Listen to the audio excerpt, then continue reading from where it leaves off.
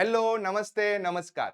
દરરોજ બોલવા માટે ઉપયોગી એવા અંગ્રેજી વાક્યોની સિરીઝમાં બધા જ મિત્રોનું હું કેતન ચોટલિયા હાર્દિક સ્વાગત કરું છું. મિત્રો, આપણી ભાષા ગુજરાતી અને ગુજરાતી બોલતા વ્યક્તિઓ જો વાતચીતમાં ક્યારેક ક્યારેક અંગ્રેજી વાક્યોનો ઉપયોગ કરે તો સામેવાળા વ્યક્તિ પર એક મસ્ત મજાની ઇમ્પ્રેશન પાડી શકાય. એવા જ હેતુથી આપણે આ સરસ મજાની મસ્ત સિરીઝ સ્ટાર્ટ કરી છે, જેમાં ઓલરેડી આપણે 2 ભાગ અપલોડ કરી ચૂક્યા છીએ. જોવાના બાકી હોય તો ખાસ જોજો, જેથી તમે કોઈ પણ વ્યક્તિ પર એક સારા લેવલની ઇમ્પ્રેશન ઊભી કરી શકો. ઘણા બધા વ્યક્તિઓ અંગ્રેજી સ્પીડમાં બોલવા માંગતા હોય છે. એ ક્યારે બોલી શકે? જો તમે ગુજરાતી ભાષામાં જ અમુક નાના નાના વાક્યોથી શરૂઆત કરો તો તમને કોન્ફિડન્સ આવશે. એવા જ હેતુથી આ બધા જ વિડીયો તમને રૂટીન લાઈફમાં ઉપયોગી થવાના છે. સો સ્ટાર્ટ કરીએ આજનો મસ્ત મજાનો લેક્ચર, જેમાં સૌથી પહેલું વાક્ય, તેની ચિંતા કરશો નહીં. Don't worry about it. તમારે કોઈ પણ વાક્ય તમને સામું દેખાય છે ત્યારે વિચારવાનું કે આ વાક્ય હું ક્યારે યુઝ કરી શકું. યસ, એ પ્રમાણે તમે કામકાજ કરશો તો તમારા મોઢામાંથી ઓટોમેટિક નીકળી જશે. આવી જ તમે તૈયારી કરજો. નેક્સ્ટ, તે મહત્વનું નથી. It is not important. ત્યાર પછી તમે કેમ છો, હાઉ આર યુ, આ તો બધાને આવડતું હશે.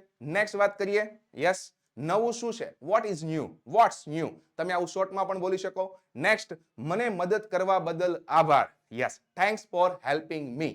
અહીંયા ઘણા થેન્ક્સ બોલે, ઘણા થેન્ક યુ વેરી મચ બોલે, ઘણા થેન્ક્સ અ લોટ બોલે. આવા નાના મોટા ચેન્જીસ તમે તમારા પ્રમાણે કરી શકો. નેક્સ્ટ, તે રસપ્રદ છે. યસ, તે મજા આવે એવું છે. આપણે આ પ્રમાણે વાક્ય નોર્મલ ગુજરાતીમાં બોલતા હોઈએ છીએ. That is interesting, that is so interesting. આવું પણ તમે વજન આપીને બોલી શકો છો. મને કોઈ ખ્યાલ નથી, આઈ હેવ નો આઈડિયા. આ પણ તમે ઘણી જગ્યાએ રૂટીનમાં અંગ્રેજીમાં બોલી શકો, આપણી ગુજરાતી ભાષામાં પણ. શું તમે મને મદદ કરી શકશો? કેન યુ હેલ્પ મી, અથવા તો can you please help me. તમે આવી રીતે પણ ઉલ્લેખ કરીને કામકાજ કરી શકો છો. તમે કોઈ પણ વાક્ય જુઓ છો, સાથે સાથે નોર્મલ ગ્રામરની વાક્ય રચના પણ ધ્યાનમાં રાખજો. જેમ કે અહીંયા કેન હેલ્પ દેખાય છે. શું કામ? એ મોડલ ઓક્ઝિલરી દર્શાવે છે.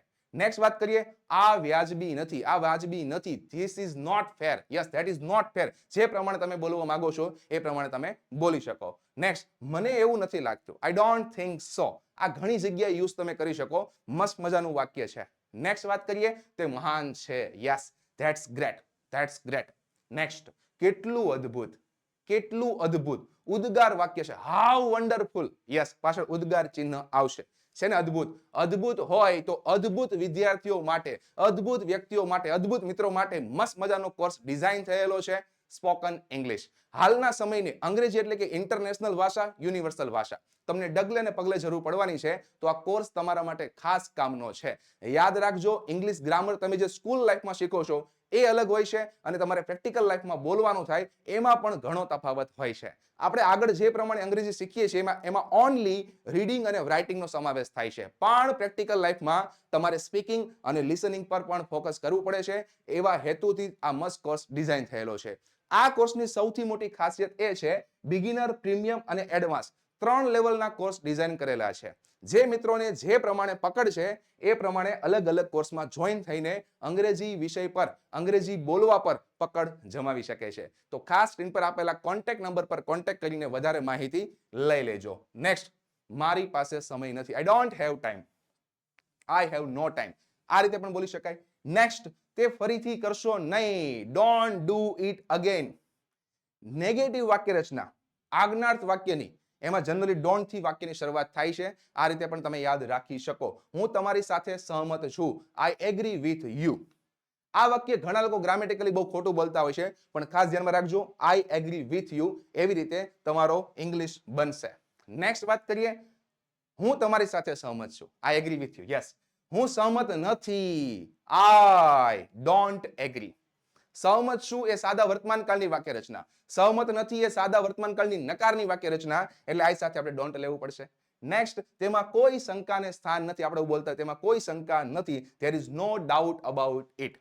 નેક્સ્ટ, તે યોગ્ય નથી. Yes, this is not fair, that is not fair, that is not right. આ તમે કોઈ પણ ઉલ્લેખ કરી શકો. નેક્સ્ટ, બિલકુલ નહીં. નો વે, નો વે. જો જનરલી આ પ્રકારના તમે જ્યારે શબ્દો નાના એવા બોલતા હોય ત્યારે ગ્રામરનો યુઝ એવો કોઈ ખાસ હોતો નથી. એટલે તમારે અમુક ખાસ તમારી જીભ પર લાવવા માટે રૂટીનમાં પ્રેક્ટિસ કરવી જરૂરી છે. નેક્સ્ટ, બહાના ના બનાવો, ડોન્ટ મેક એક્સક્યુઝીસ. જો બહાના નહીં બનાવો, આવું ઘણીવાર આપણે પણ બોલતા હોઈએ છીએ. નેક્સ્ટ, તમે શું કરી રહ્યા છો? રહ્યા છો મતલબ ચાલુ પૂર્ણ વર્તમાન કાળ નહીં, ચાલુ વર્તમાન કાળ. Yes, what are you doing? તમે શું કરી રહ્યા છો? ચાલુ કાળમાં હંમેશા ક્રિયાપદનું ચોથું રૂપ આવે. આ પણ તમને ક્લિયર કટ હવે ગ્રામર પર પકડ પણ હોવી જોઈએ. તમે તેને જાણો છો? ડુ યુ નો હિમ અથવા ડુ યુ નો હર? સ્ત્રી હોય તો યસ. તો આ તમે અલગ અલગ પ્રેક્ટિકલ લાઈફમાં જેટલા વધારે યુઝમાં લાવશો એટલો જ તમને ફાયદો પડશે. હવે તમને એમ થાય કે આ ગ્રામર શીખવા માટે, અંગ્રેજી શીખવા માટે અમારે સેશનના અપડેટ જોઈએ છે, તો એના માટે તમને હમણાં હું WhatsApp ગ્રુપની લિંક ડિસ્ક્રિપ્શનમાં તમને કહું છું કઈ જગ્યાએથી મેળવવાની છે. એક પણ પાર્ટ મિસ ના કરતા. શું તમે તૈયાર છો? Are you ready? યસ. આ પ્રમાણે તમે વાક્ય બોલી શકો છો. ચાલો હોટલ પર જઈએ. યસ, ચાલો લેટ્સ ગો ટુ હોટલ. ઘણીવાર તમને કોઈ ફિક્સ સ્થળ આપેલું હોય એની પહેલા તમને પ્રીપોઝિશન એટ દેખાશે, તો એ નિશ્ચિતતા દર્શાવવા માટે વપરાય છે. એ પણ તમે યુઝમાં લઈ શકો. યસ, જોઈ લો.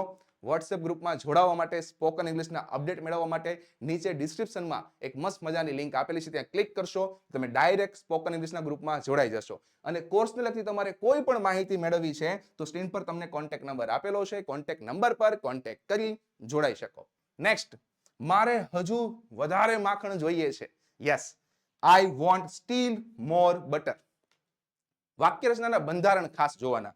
ક્યારે વોન્ટ આવે છે, ક્યારે નીડ આવે છે, ક્યારે કાળ આવે છે, એના માટે તમારે લાઈવ લેક્ચરમાં ખાસ જોડાવાનું, એટલે તમને ક્લિયર કટ આઈડિયા આવશે.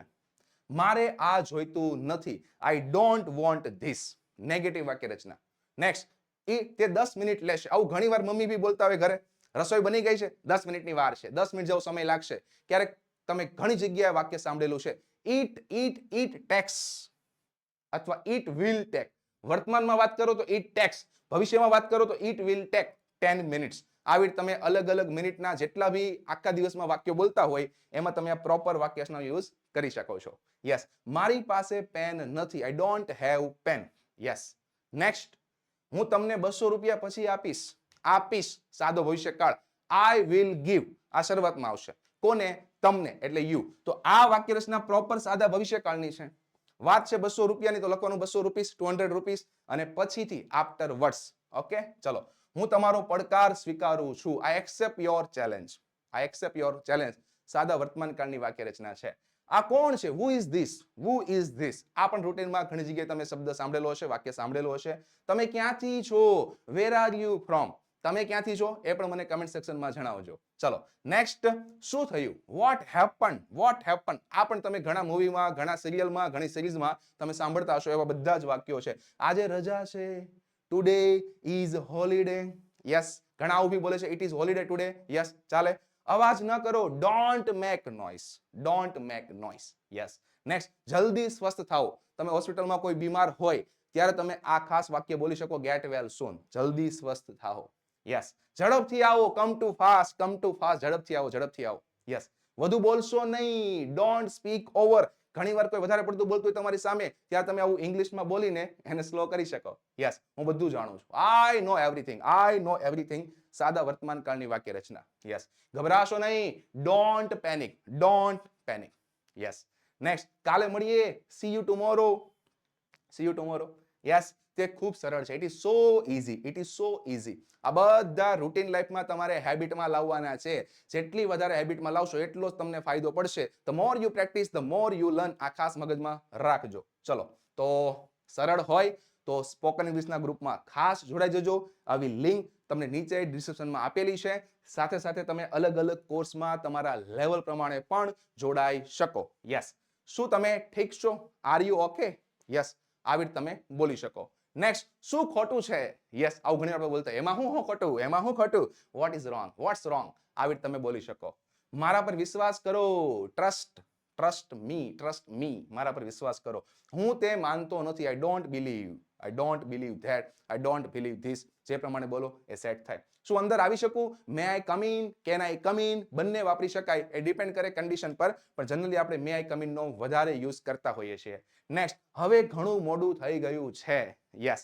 તો એના માટે it is too late now. It is too late now.